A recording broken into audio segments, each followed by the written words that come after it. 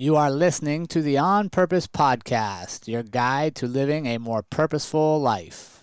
What's up, friends, and welcome to this week's edition of the On Purpose Podcast, where it's our privilege, quite honestly, our honor to show up with you each and every week and be part of your life, and we can't thank you enough for that. This week, I'm excited to sit down and kind of go into an area that is intriguing to me and something I've never actually done or participated in, but I'm intrigued and I want to learn more about it. So this week I'm excited to sit down with a guest who is a certified professional hypnotist, and he uses that to be a high-performance coach. He's the voice behind the Super States podcast that explores the profound impact of altered states of consciousness on personal growth and success. So, in today's world where, we're re-examining some of the stigmas we had around, some of the medical uses of cannabinoids and the psilocybins and other treatments, I think it's interesting to get some professional impact or some professional advice and testimonies and understand more of what's going on with how is this altered states of consciousness able to create personal growth and success, to create that change. And really what I'm interested in is how is that helping people deal with past traumas and overcome some of the limiting beliefs and the things that have held them back in their life. So I hope you're interested in this week's topic and really enjoy this conversation. I'd love to hear from you what your thoughts are. So sit back and enjoy this week's conversation with Joshua Peters. Joshua, my newest friend, welcome to the On Purpose Podcast. How are you today? I'm awesome, Jerrod. Thanks for having me on the show today. Oh, awesome. I love when people, awesome's a good word to say how you're doing for the day. It's one of my favorite ways to describe how I'm doing, because I'm doing pretty good. I know, man. Yeah, awesome's a good thing, right? Like, not just getting through the motions. Awesome, almost makes other people feel like, man, I got to step up how I'm feeling right now. Wait. Yeah, well, welcome to the show. I'm excited to explore your background and to share your story with our community. So, but before we do that, I like to have a little warm-up stuff, a little warm-up session. Great. It really gets us to know what's going on behind the person here. You ready for this? I'm ready. Hit me. All right, here we go. Coffee or tea? What's Joshua drinking? Coffee. I've got an espresso machine. Ooh. I almost made an espresso right before the show, but then I thought, well, maybe I should just wait until after. That's funny because I had a cup of coffee and I thought the same thing. I was like, all right, I'll wait for my last cup of coffee after this one. Yeah. All right, very cool. Favorite combination meal, Joshua? Brunch or dinner? Brunch. Brunch? What makes you like brunch? Oh, I like breakfast foods. So I think I tend to be a late eater in the morning too. So brunch is kind of the great, you get coffee with it too. Speaking of coffee, so you get coffee with your brunch. Your day's still kind of starting.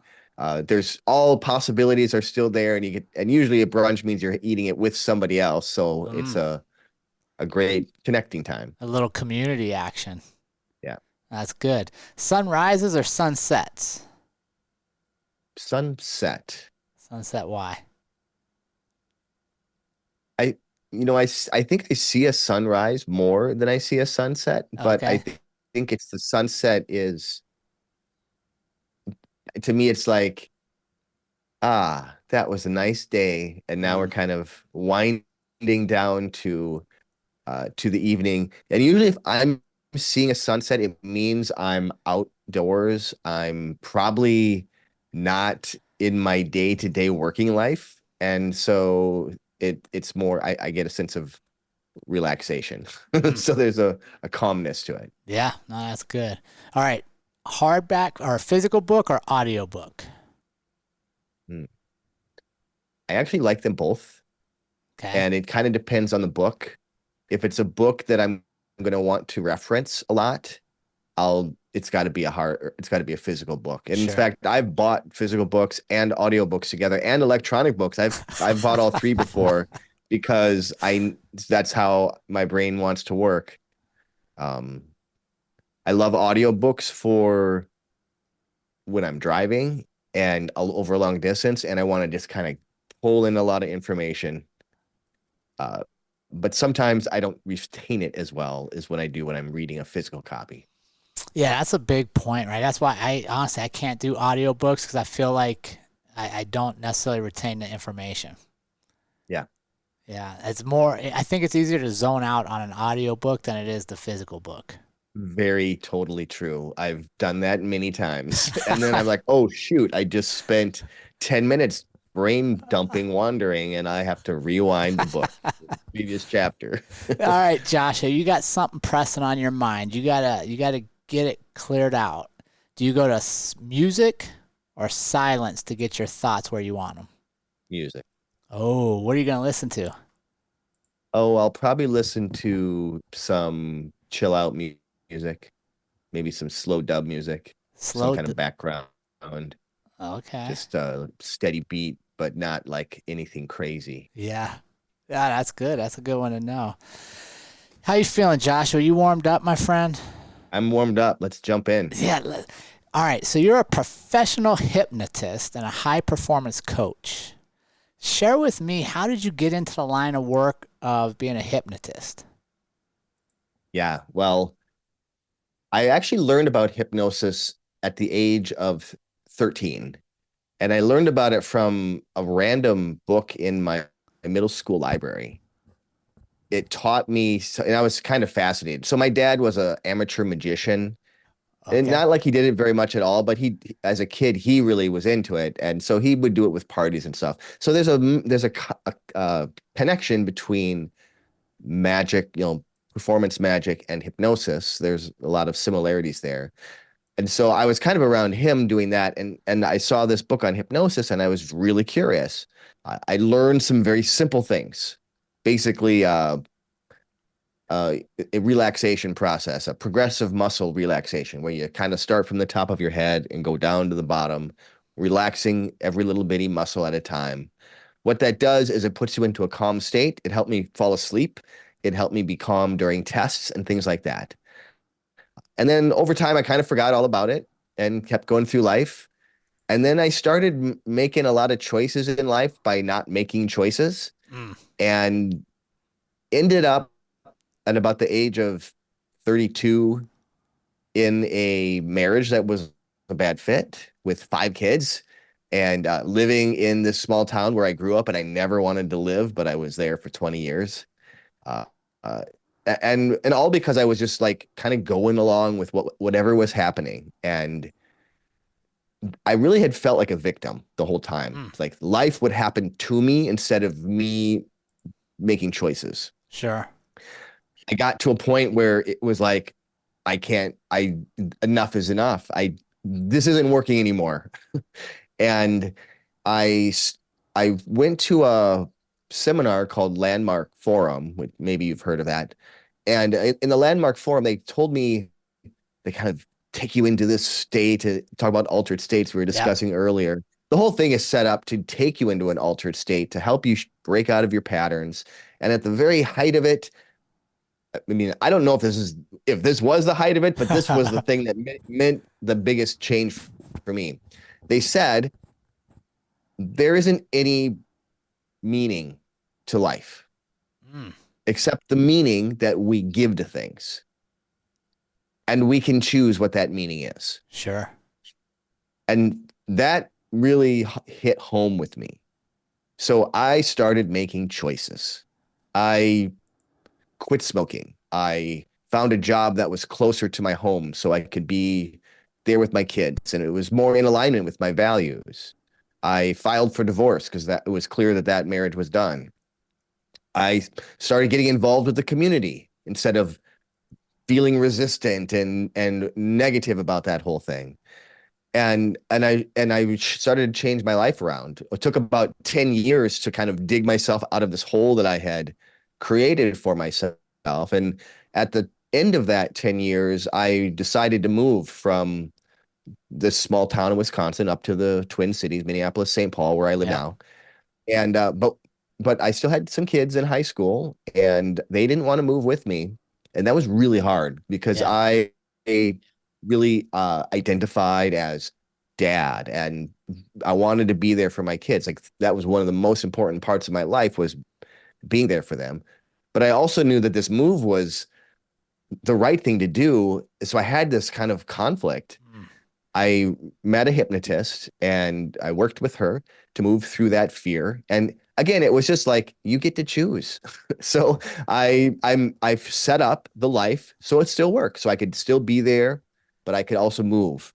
And that hypnosis helped me get over that fear in a very powerful way. When I moved up to the Twin Cities, I was looking for what I really want to do with my life because I was working in corporate at the time. It was okay, but it just really wasn't feeding my soul. And I ran across another hypnotist, kind of just randomly, oh, here's hypnosis again showing up in my life.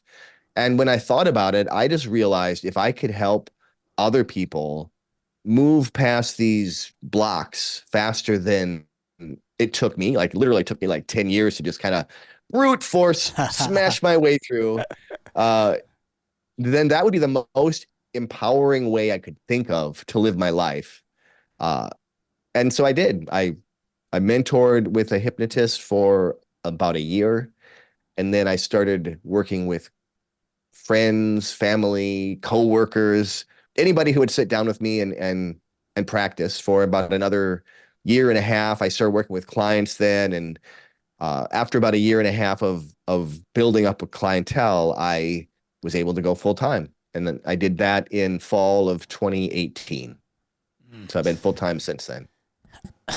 So I find it interesting you said that there's a second or third time that a hypnotist crossed paths with you and you took it to be a sign that it meant something. What was it in you that was like looking for signs or that was open? Because I think a lot of times signs are showing up for people where we're so close or so fixated on how we think things are supposed to be, we miss them. Yeah. Do you remember like a shift in your thinking as you were processing to say, wait a second, I'm just going to be open to see what I see? So this has been something that I have practiced for a while. So I think of this like synchronicity, right? Where things happen that you could call it a coincidence, but personally, I don't believe in coincidence. And so I think of it more as this is a synchronistic thing that is going on. And if you don't have to pay attention to it, but maybe you'll benefit if you do pay attention. So I've kind of trained myself to look for things like that. And the truth is that wasn't the third time that hypnosis had occurred to me. It was many, many times Sure. that it had occurred over that 10 years when I was shifting out of really moving past fear. Because what happened early in my life is I was just afraid. I was afraid what people would think of me. I was afraid if I left my marriage that nobody else would want me. Like I was just really afraid and stuck because of that fear. As I started shifting through that, one of the things that I did was I got fascinated with the sideshow arts. So that is like eating fire, laying on a bed of nails, escaping from a straitjacket.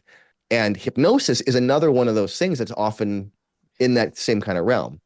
I mentored with a world-class sideshow artist, and I built a show out of all of that. Toured it around the Midwest for basically that 10 years that I was kind of moving past this. I was training myself to face fears because these sideshow acts are not hard to do. They're just stupid. Like, who's going to put a flaming torch in their face? If you know the techniques, it's not hard to do, but the hardest thing is that you're putting a flaming torch in your face. Right. There's an act called the blockhead act, which is where you pound a nail into your nose. Now, our nostril has this opening. As long as you know where the opening is, you can just kind of slide it in. It's not hard to do, but you have to move past the fear of what the hell am I doing sticking a nail in my nose? And it's the same thing with laying on a bed of nails or any of these things. Like they're all walking on broken glass, another example. None of this stuff is hard to do. There's physics behind almost all of it. And if you know the physics, it's simple, but you still have to get past the mental fear of I'm walking my bare foot on a pile of broken glass. How many times have we been told not to do this Right. type of thing, right? So during all of this, I actually had a real strong interest in hypnosis as a performance element. And so I kind of had studied it a little bit then too. So hypnosis was kind of top of mind for me. It had shown up multiple times since about the age of 13. Also, I was very much into personal growth all of this time, which obviously hypnosis is a personal growth element as well. Sure. So I was wide open to find this synchronistic element of hypnosis. I think it was a Facebook ad that randomly showed up in my feed. And so I talked to my wife. Well, she was my girlfriend at the time, but my wife now. And funny enough, she said, okay, well, like, I don't know if I want to do this. I don't know if this is the right thing. And she said, okay, well, close your eyes. Imagine yourself in the future working as this hypnotist, helping other people move past things. How does that make you feel? She essentially walked me through a hypnotic experience, not even realizing she was doing that, so that I could connect with who I might be in this kind of new career. And it was like, yes, this is it. This is it. So I know it's kind of a long answer for you, but I watch for synchronicities. I try to find them all the time, and I'm sure I miss them as well. It's something you got to train yourself for. Yeah, you got to be open for it and aware. But I love what you guys just said there, because I recently just did a show on this, talking about your future self, the aspect of your future self. Yeah. And if you sit today and go, what would my future self say about my opportunities today? Right? Like specifically, like maybe I don't want to go work out, or I don't want to read another book, or I don't want to do something. Your future self would almost always be like, man, I wish I was in that age again. I wish I could do this again, right? Yeah. And I love kind of re-engineering things based off what would our future self say with today's possibilities. Yeah. Yeah, I think the future self is, when I work with clients, it's one of the 3 keys to getting change is connecting with this you from the future who's put all of the problems in the past, who's living their best life, who's fully, trusting in themselves and confident and calm and all the things people want to be. And then we'll go to that version of us and get messages from them, get words of advice from them, or sometimes it's just resources. Here's some confidence. You can take it with you. I've built it up for the last 10 years, but now you can take it back, and it'll be even stronger when we get here next time. Yeah, that's amazing. Now, when you do the future self stuff, is it a healthy future self, or you like frame it like this is a future self that's nearing the end of life and looking back? Do you preface it either way there? So the only time I will have them connect with a future self that's not maybe their best future self is when I'm helping people with some kind of an addiction. Oh. And usually if they're coming to me and they have an addiction, they're like ready for anything. Like they don't care what it's going to take. Yeah. And so then sometimes I'll get a little bit dark with them and like, okay, let's go into this future where you haven't conquered this addiction yet. And let's go through this with the person that you love the most. Oh, wow. And let's see what happens. Yeah. And let's go through it in their experience, watching this version of you die.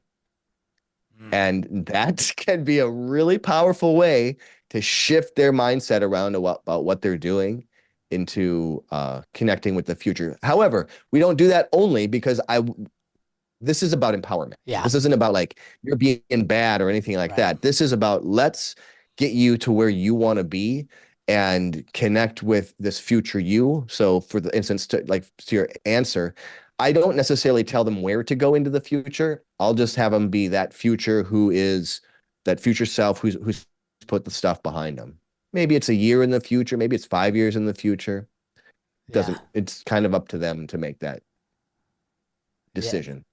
Yeah. I love looking at like my oldest possible future self. Like, and I don't know how long I'm gonna live, but I always put myself like in my 80s or my 90s, and what would like 92-year-old Jerrod say right now to this Jerrod who maybe wants to be lazy today, or maybe Yeah. doesn't want to do what I know I'm supposed to do to build business or whatever, you know? And I'm like, Right. and I don't sit like that version of Jerrod doesn't ever say, take it easy, big guy, I got it. Like, no, he's like, What does he say? get to work, lazy. Like, you know what you're supposed to be doing. You know what I mean? He's like, dude, I'm counting on you. Like, I don't get to be 95-year-old just relax and sitting here looking at you if you don't do the shit you're supposed to do today. Yeah. But I think that's Beautiful reframe. it works for me, you Yeah. know. Joshua, tell me this. So you're facing fears and you're going through anxiety and doubts as you make these changes. Yet you go into something like hypnotist that not everybody's going to believe in, that not everybody's going to see as a viable life option. Sure. How did you handle building the confidence to go, wait a second, no, I can do this? Well, it was helpful to have a mentor who is successful doing it. So I Yeah. knew successful people really early on. I recognized because I had already built a performance business, and my performance sideshow arts. That is again another one of those things that is not necessarily, it's not a juggler, it's not a band, right? So it's one of those off the wall kinds of things. So I was kind of used to, let's just figure this out. Let's try this. We'll put it out there. But also when I did the performing gig, I had reached out to other people that had built variety acts, and they helped by giving me advice, like showing me how they did things. And then I would use their methods and kind of add my own way into it to create this. So when I was training as a hypnotist, before I even had my certification, I had found a successful hypnotist who had made a business out of helping other hypnotists grow a business. And I knew early on that it was going to take as much or more to build the business as it was going to take to learn to do the techniques and all that sort of thing. Like you can learn the stuff, but if you don't have clients coming in the door, you're not actually going to be successful. Sure. And my main thing was this is going to be how I make a living, not just a hobby. So how I did it was I worked with somebody who was already successful. I followed his teachings, followed his techniques, and I continue to do a lot of training on the business side as well as the hypnotic side. Yeah.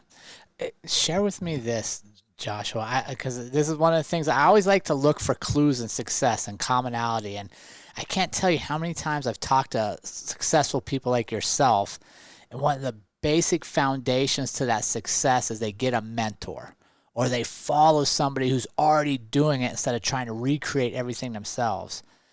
Talk to me, like share with our community, how do they put the ego aside to say, wait a sec, I can learn from other people when I'm trying to rebuild myself or trying to create that growth, yet keep up enough boundaries that only the people that they should be listening to are giving them input. Does that make sense? Yeah. That's a challenge. Right. Because if you're a business owner or entrepreneur, we get really distracted by shiny things. and we think, oh, this is where I need to go. Oh, this is where I need to go. So the way that I did that is like I said, I found one mentor. He clearly was successful. He had a step-by-step program to follow. And I just followed his program. I don't know everything. Yeah. Clearly, I don't know everything.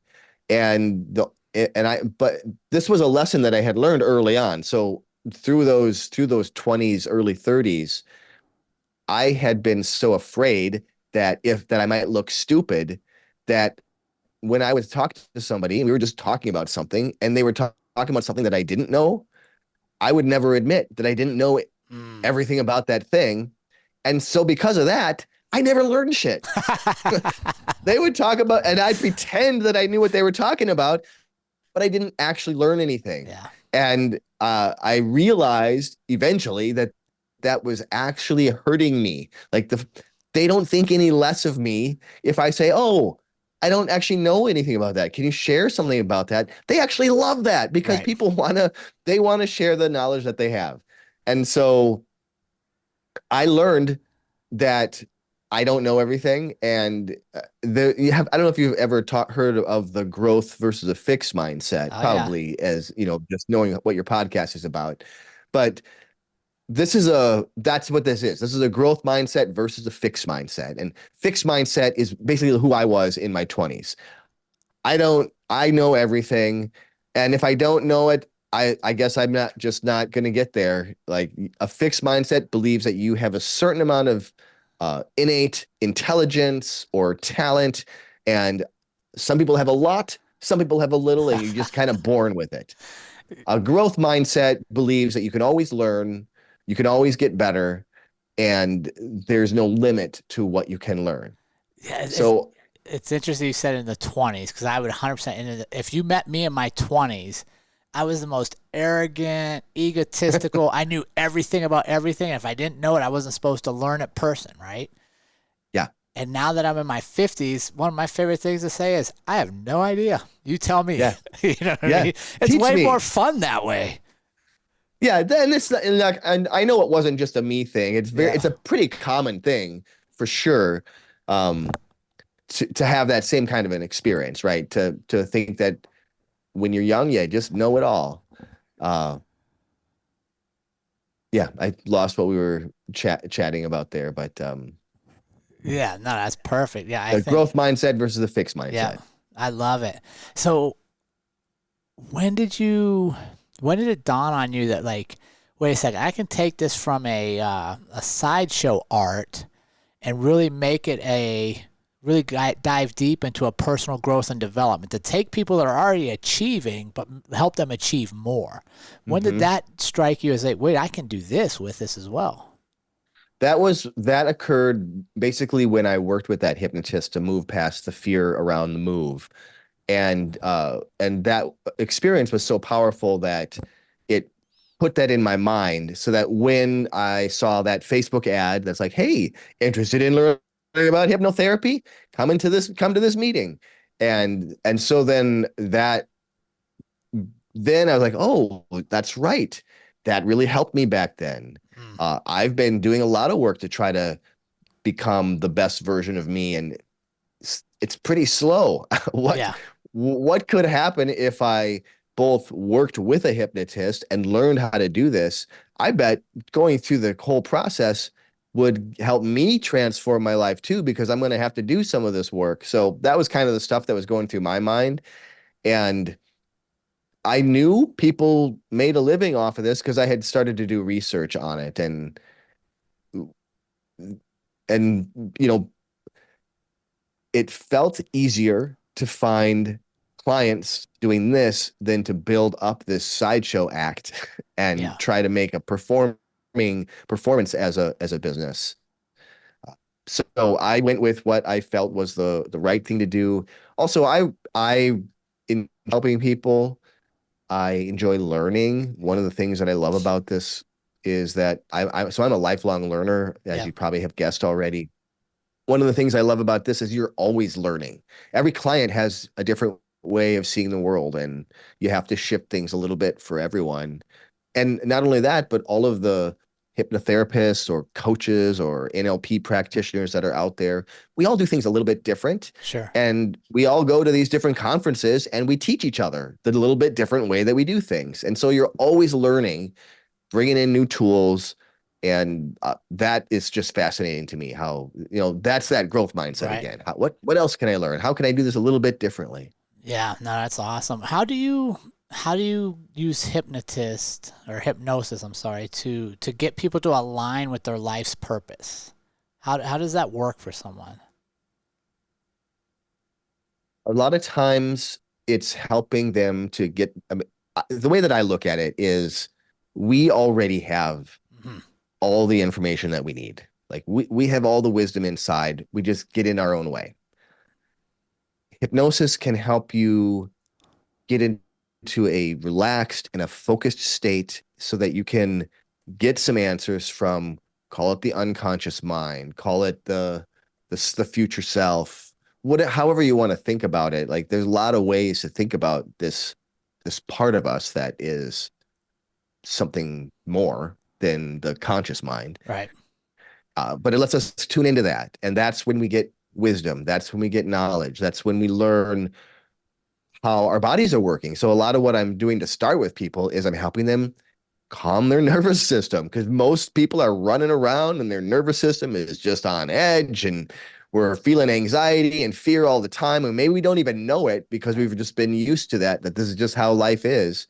So once you can calm your nervous system so that you can start to choose how you respond in situations instead of just automatic reacting and triggering and all that stuff, now you are actually a human being and you can make choices from this place of calm, of resilience, of confidence, of like a real confidence. So not like a egotistic kind of confidence, the kind of confidence where you might not know everything, but you know that you'll figure out what you need to do when the situation is there. Interesting. So we're kind of getting them out of their own way is what I'm hearing there. You're getting, because that's really what happens to a lot of us, is the life we assume and the task and all the to-dos of the day life get in the way of us really remembering who we were supposed to be or who we wanted to be. Yeah. Yeah. Who we are. Right. Who we are deep down, if we'd actually can get to it again, right? Where it kind of gets buried under the layers of life. Yeah. Life has a way of doing that. It does. So you get them in there. Are you finding that, let me think, that they're just giving you the answers that are already within them. You're kind of just mining out the answers that they already know, or is this a place they're getting to open to new inputs and changes of things? I'm a guide. Yeah. So I help them find that internal wisdom. I'm not telling them what that internal wisdom is. I might point out some possibilities, but even then I'm not very likely to do that because that's like, who's going to listen to the guy telling you what to do?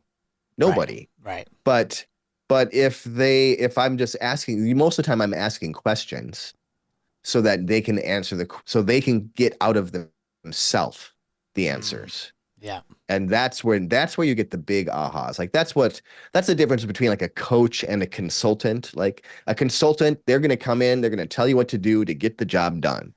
A coach is going to ask you questions so that you can tell him or her or them or whatever, tell yourself what it is that you need to get the job done. That's a fantastic delineation right there. I think you're 100% right. So Joshua, talk to me about this. What are some of the misconceptions that people have about altered states of consciousness and how it can actually help them in their lives? And how do we address that? How do we overcome some of that? Well, there's a stigma, obviously, for altered states of consciousness. I think when you hear that term, the first thing you're going to think of is drugs. Yeah. And I have found a lot of value in, I'll call them sacred medicines or plant medicines, because that's really what they are. In that they can help.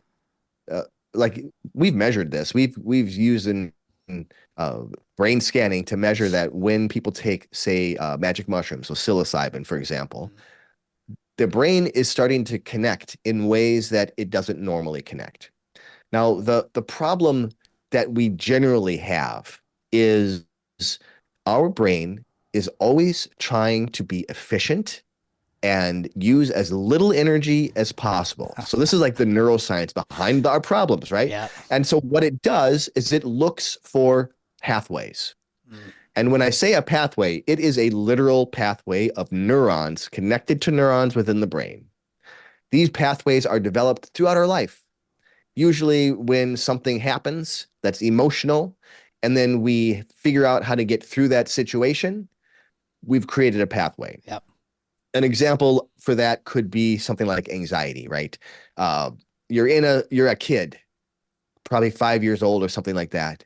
Something scary happens. You feel anxious, and so you go away from the scary thing, and now you're safe, meaning you didn't die. Boom, Yeah. pathway created. You go through life, and now when other scary things happen and the anxiety comes up, you go away from it and you're safe. It works great. This pathway, so there's something called neuroplasticity, probably a term that you've heard. Yeah. Neuroplasticity is how the brain strengthens these pathways that are getting used. So now that kid is using this anxiety pathway to stay safe in all of these different situations. This pathway gets stronger and stronger and stronger. It's becoming the path of least resistance. It's becoming literally a super highway. So now, where maybe this only was in one particular situation, now this pathway is getting used in all kinds of situations. And you are telling yourself, well, I'm just an anxious person. Mm. You're not an anxious person. I mean, you might be experiencing a lot of anxiety, Yeah.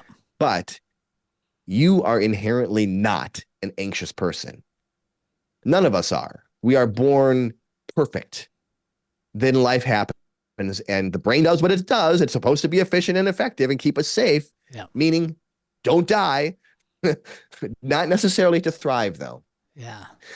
So, what I'm helping people to do is learn how to, first of all, calm their nervous system so that when they're in these situations where they used to feel anxiety, they have things they can do now, physical things they can do with their body to calm themselves down.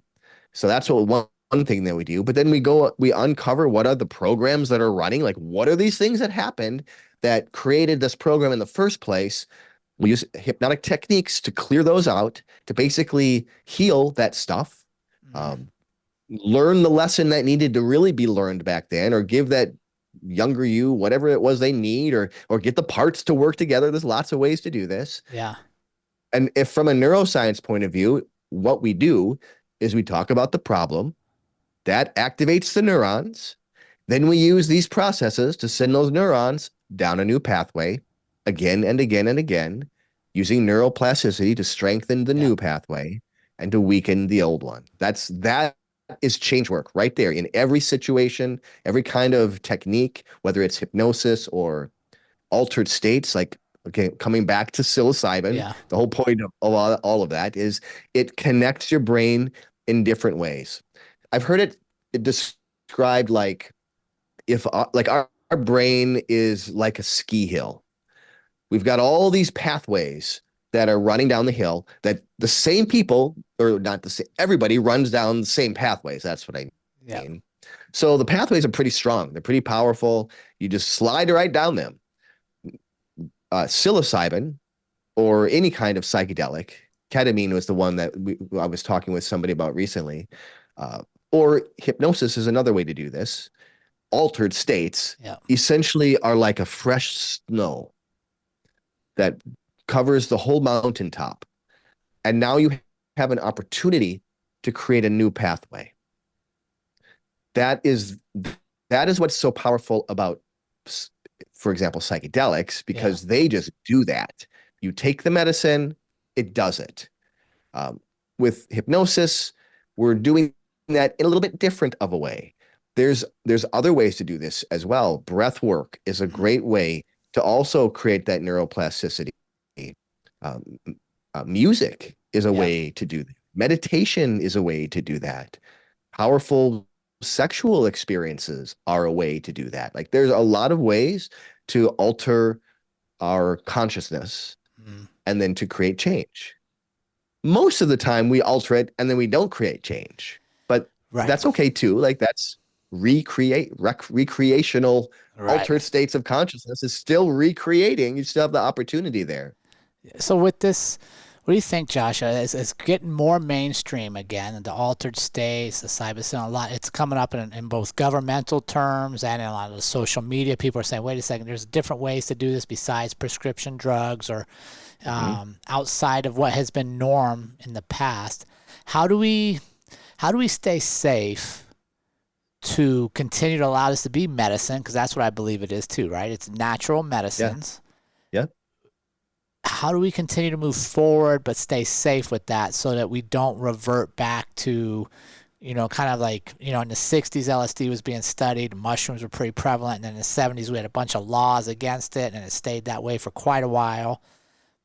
Yeah. What are your thoughts? How do we balance bringing it forward scientifically and for our own growth and development, yet balance out that other side for abuse? I guess is the best way to think of that. Yeah. Well, I'll answer that in two ways. So the first of all, the reason that it got outlawed in the first place had nothing to do with safety. Right. Absolutely nothing to do with safety. It was control. Yep. And that's really sad because there was so much research being done, both on LSD and on psilocybin and other medicines as well, that was having such fantastic, amazing, incredible results with people that are dealing with cancer, with people that were dealing with addiction, with people that were dealing with PTSD. They were having such fantastic results, and then they had to shut it all down because of government policy, which was just afraid that people were feeling a little bit too much open-hearted and loving. I mean, you can't have that if you want to have a war. That's true. That's true. That is ultimately what happened there. So I think things have shifted, and that is no longer there. But now we're dealing with these decades and decades of ingrained beliefs that, if you take ecstasy, you're going to get holes in your brain. Never happened, but it was certainly, people still think that it actually happened, but it never actually happened. Right. You can't die from an overdose of marijuana, but we have reefer madness out there. Yeah. That was, those are crazy all of the movies. Stuff that was all of the stuff that was really trying to, it was propaganda was what it was. For sure. And because people grew up with that, that's part of what's in our mind is this stuff is wrong, this stuff is bad.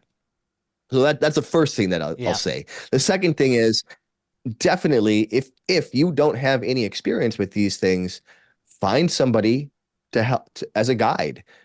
If you want to meet some of those people, I have a podcast called Super States, superstatespodcast.com, where I interview a lot of those kind of people, and their contact information is out there. So there's ways, and there's other ways too. Like, you don't have to do that, but these people are out there.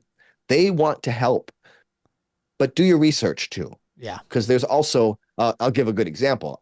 If I put a post on Facebook speaking about one of my guests who talks about psilocybin, I am going to get probably at least 5 responses from some random people who say, "Hey, great podcast. My friend Joe is a psilocybin expert, and here's how you can get in touch with him to do microdosing. It saved my life." And then they'll give you his Instagram channel. Don't ever use those people. Those are scam people. Don't ever use them. Yeah. But you're gonna find that stuff. So find somebody reputable, talk to them, interview them, learn if they're a good fit. There's enough people out there that are going to be able to help you.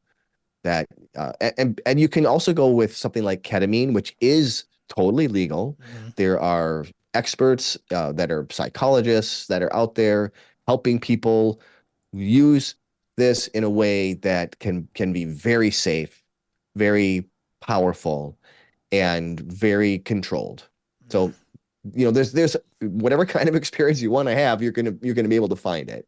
Yeah. What do you think it is that's bringing us back to our roots? Because that's what I kind of consider. This is a lot of what we're doing now is not new to us. We've known it for generations. Native Americans used it before we were even here, right? And I mean, we use our cultures. Yeah. I mean, I'll say all cultures. Yep. Have used this throughout time.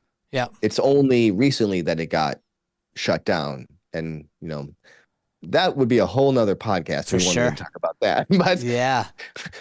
So definitely we're going back to our roots. Like humans, there's something about ecstatic states that is important to humans because rock and roll, the reason rock and roll is so amazingly powerful is because it is an ecstatic state. Yep. And it was one of the first kinds of music that had amplification behind it, which made it so much more impactful.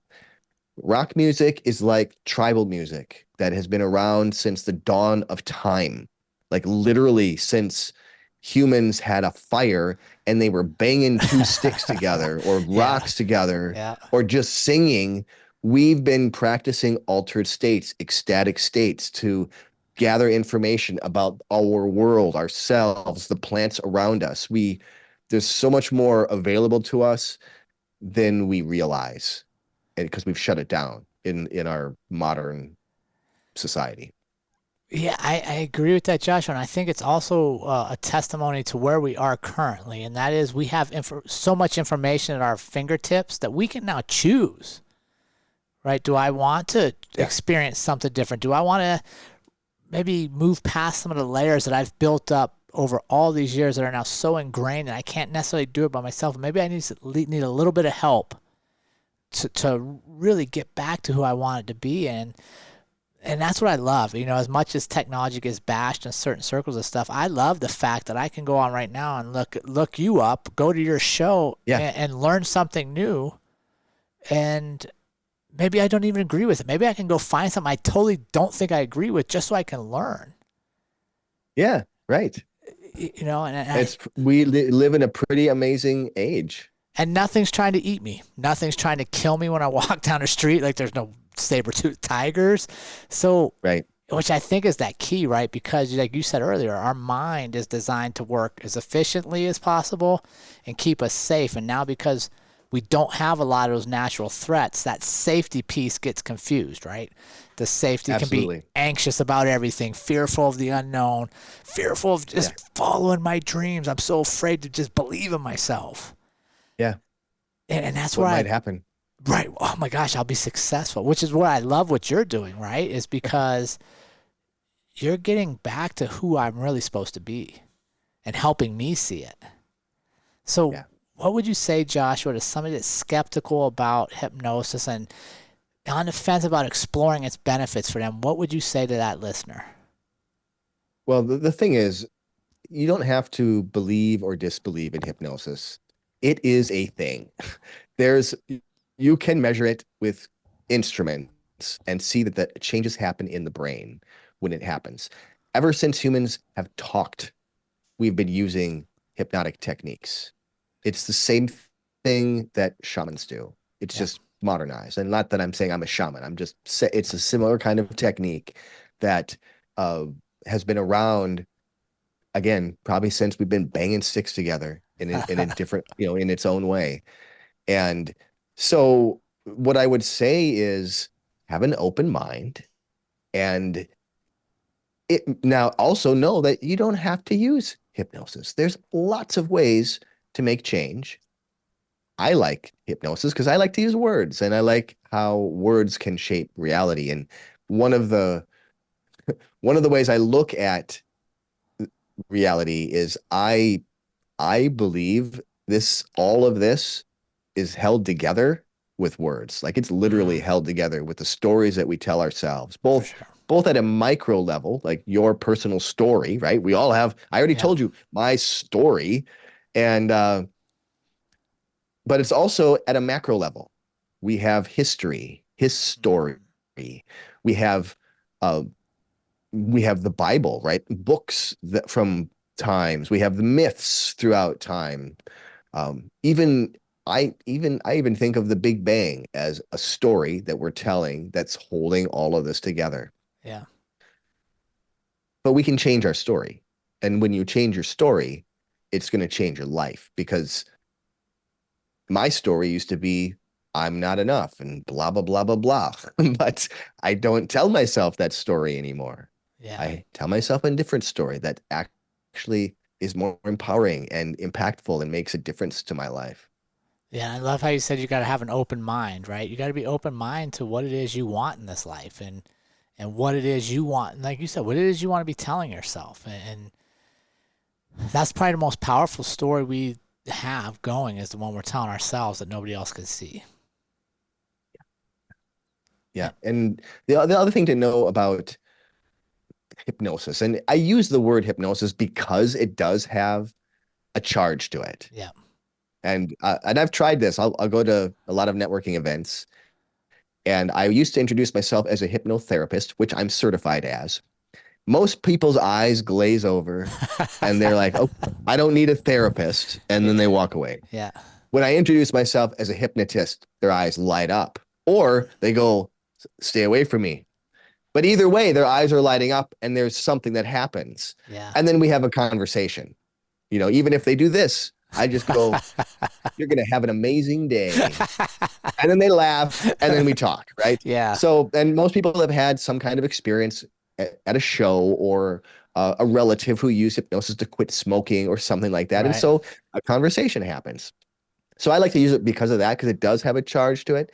But there's other things. There's some, you probably know what NLP is. So neuro linguistic programming.